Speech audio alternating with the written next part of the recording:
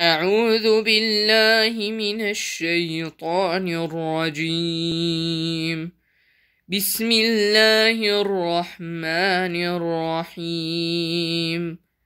والتين والزيتون وطور سينين وهذا البلد الأمين لقد خلقنا الإنسان في أحسن تقويم ثم رددناه أسفل سافلين إلا الذين آمنوا وعملوا الصالحات فلهم أجر غير ممنون فما يكذبك بعد بالدين أليس الله بأحكم الحاكمين.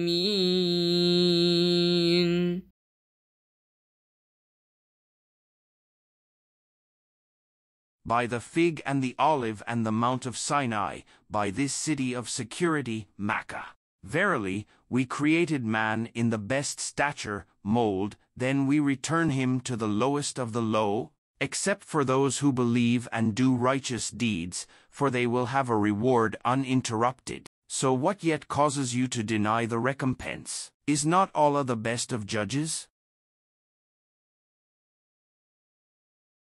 وننزل من القرآن ما هو شفاء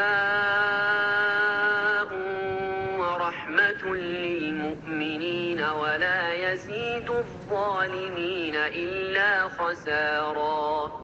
We send down, stage by stage, in the Quran that which is a healing and a mercy to those who believe. To the unjust it causes nothing but loss after loss.